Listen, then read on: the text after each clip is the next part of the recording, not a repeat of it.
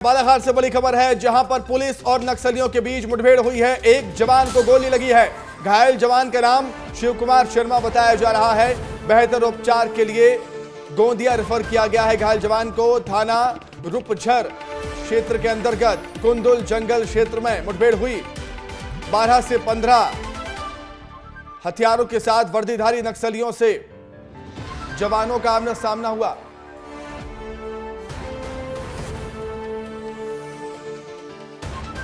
बालाघाट से बड़ी खबर आपको बता रहे हैं। बालाघाट में पुलिस और नक्सलियों के बीच मुठभेड़ हुई है। एक जवान को गोली लगी है। यहां पर घायल जवान का नाम शिव कुमार शर्मा बताया जा रहा है। बेहतर उपचार के लिए गोंदिया रेफर किया गया है। घायल जवान को थाना रूपझर क्षेत्र के अंतर्गत कुंदुल जंगल के पास ये मुठभेड़ हुई है और बताया जा रहा है, जानकारी ये है कि 12 से 15 नक्सली और जवान आमने सामने आ गए, भिड़ गए।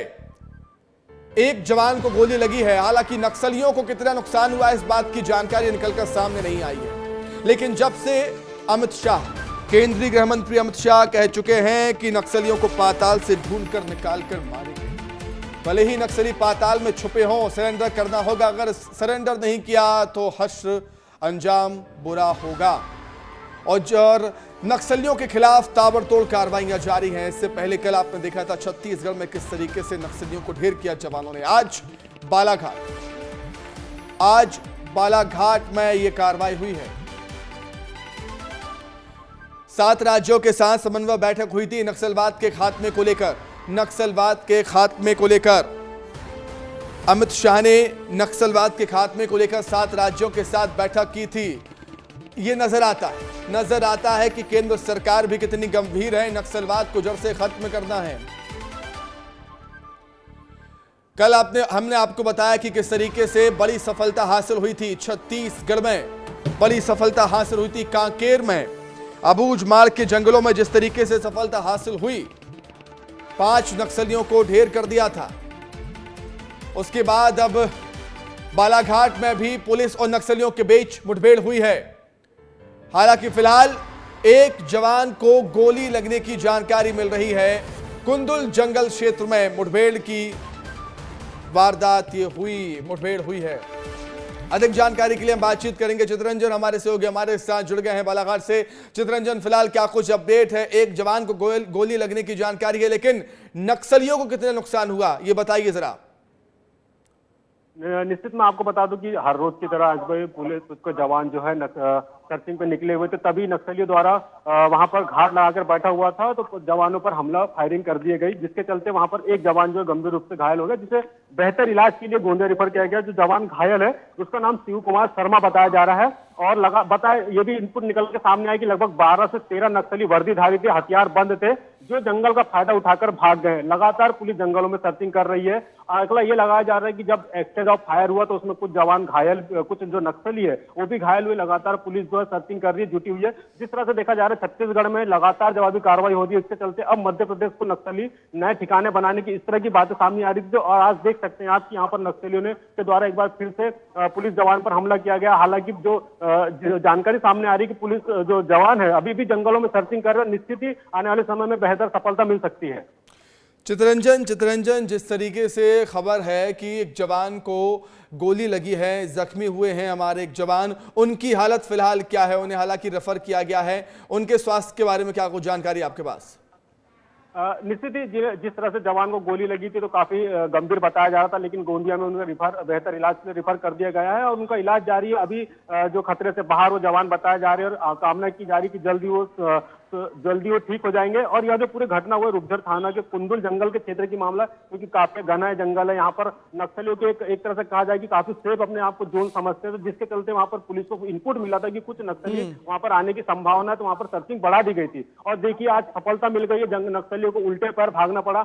हालांकि एक जवान जो है घायल हुआ है, लेकिन लगातार जिस तरह से फायर हुआ था उसमें यह बात सामने निकल के आ रही है कि नक्सलियों को भी कुछ नुकसान हो सकता है। पुलिस जो जवान है वो लगातार जंगलों में सर्चिंग कर रहे हुए। बिल्कुल चितरंजन, कुंदुल जंगल के आसपास ये घटना हुई है, ये मुठभेड़ हुई है। इस एरिया के बारे में बताइए, इस इलाके के बारे में जरा बताइए कि कितना दुर्गम ये एरिया है, कितनी मुश्किल यहाँ पर होती है जवानों को जाने के लिए, कितना घना जंगल है। इस एरिया के बारे में बताइए जरा हमको। बिल्कुल, ये बता दूं कि यह जो है जंगल छत्तीसगढ़ की सीमा से लगा हुआ है, काफी घना है जंगल है, चारों ओर पहाड़ियों से घिरा हुआ है। यहाँ पर निश्चित ही सर्चिंग करने में काफी समस्या जाती है, फिर भी हमारे जो जवान है लगातार सर्चिंगों पे निकलते, क्योंकि जिस तरह के इसका क्षेत्रफल है, जिस तरह से पहाड़ों से घिरा हुआ है, छत्तीसगढ़ से लगा होने के कारण यहाँ पर नक्सलियों की मूवमेंट बनी रहती है। आदिवासी बाहुल जिला है, यहाँ पर देखा जाता है कि जो नक्सली है आदिवासियों के पास जाकर के उनसे राशन रसद की सामग्री को लेकर के अक्सर उनसे मिला करते हैं। तो निश्चित ही यह काफी जो यहाँ का जो क्षेत्रफल है, यहाँ की जो देखा जाए जो जंगल है वो इतना वो है, कहना चाहिए कठिन है कि यहाँ पर सर्चिंग करना काफी तकलीफ होता है। ठीक है चितरंजन, रोकना चाहूंगा। चितरंजन, आपको रोक रहा हूँ। रायपुर से हमारे सहयोगी रवि मेरी भी हमारे साथ जुड़ गए हैं। रवि, जिस तरीके से हम देख रहे हैं, जब से अमित शाह ने कहा है कि नक्सलियों को पाताल से ढूंढकर भी निकाल कर लाएंगे, तभी से हम देख रहे हैं नक्सल ऑपरेशन काफी तेज हो गया है, चाहे वो छत्तीसगढ़ की बात हो या मध्य प्रदेश की बात हो। रवि,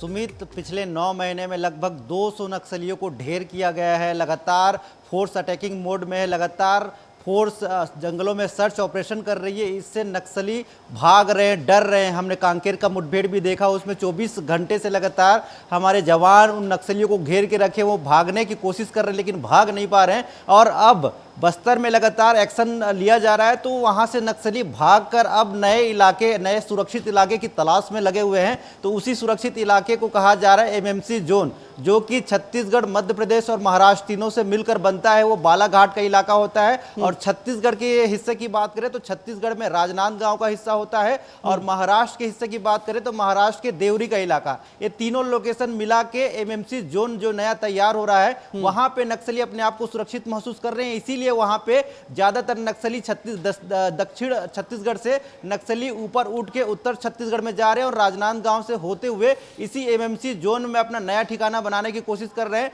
लेकिन वहां भी अब लगातार हमारे रवि, आप जिस तरीके से कह रहे हैं एजेंसी जोन में नक्सली अपने आप को सुरक्षित, सेफ महसूस कर रहे हैं, आखिर इसकी वजह क्या है? क्या हमारे जवानों की पहुंच उस स्थान पर नहीं है जिस स्थान पर नक्सली अपना गढ़ बना रहे हैं, जहां पर सेफ सुरक्षित महसूस करते हैं? क्या आखिर ऐसी क्या वजह है कि वहां पर नक्सली अपने आप को सेफ महसूस कर रहे हैं? रवि, सुमित, देखिए, नक्सली हमेशा यही कोशिश करते हैं जहां पे सुविधाएं कम हो, जहां पे कनेक्टिविटी कम हो, उसी इलाके को अपना गढ़ बनाए। बस्तर सुविधाओं के अभाव में रहा लंबे समय तक, वहां सड़कों की कनेक्टिविटी नहीं रही, इसीलिए बस्तर को उन्होंने सुरक्षित जोन बनाया था। अब वही कोशिश अब बालाघाट और हमारे राजनांदगांव और देवरी के इलाके को, जो वहां के जंगल है, वो ट्राइबल इलाका है, उसी इलाके में कनेक्टिविटी की कमी के कारण वहां पे अपनी सुरक्षित पैड बनाने की कोशिश कर रहे हैं। लेकिन वहां भी हमारे जवानों की पहुंच है, वहां भी सड़कों की कनेक्टिविटी है, तो वहां नक्सली बच नहीं पाएंगे। वहां भी सर्च ऑपरेशन जारी होगा, वहां भी नक्सलियों को भागना पड़ेगा। सुमित, ठीक है रवि, मैं लौटूंगा आपके पास। चितरंजन बालाघाट से हमारे साथ जुड़े हुए हैं। चितरंजन, जैसे कि जानकारी मिल रही है, खबरें हैं कि 12 से 15 नक्सली हैं। जवान कितने पहुंचे हुए हैं? जवानों की संख्या क्या है जो इस ऑपरेशन में शामिल है? अभी इसके बारे में कोई जानकारी है क्या? निश्चित ही आपको बता दूं कि जिस तरह से छत्तीसगढ़ में एक बड़ा नक्सलियों पे हमला हुआ था और बड़ी संख्या में नक्सली मारे गए थे, एक पूरी प्लानिंग के तहत हुआ था।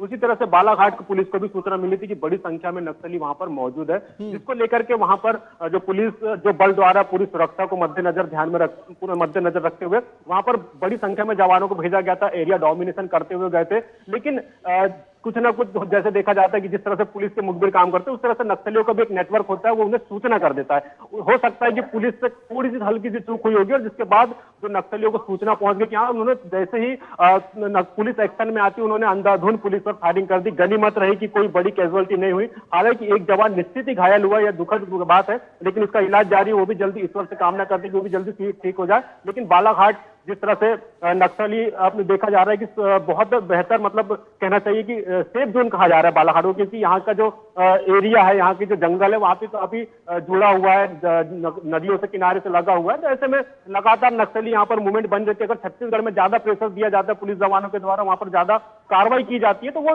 बालाघाट की ओर आते हैं। तो यही चलते हुए पुलिस ने भी यहाँ पर लगातार सर्चिंग कर रही थी। पुलिस को भी इस तरह के इनपुट मिले थे कि जिस तरह से छत्तीसगढ़ में कार्रवाई हो रही है, अब निश्चित ही बालाघाट में आएंगे और यहाँ पर भी पुलिस के द्वारा जवाबी कार्रवाई की जा रही है। उनके ऊपर ताबड़तोड़ कार्रवाई की जा रही है। उनका जवाब जिस तरह से नक्सली चाहते उसी तरह बिल्कुल से जवाब बिल्कुल दिया जा रहा है।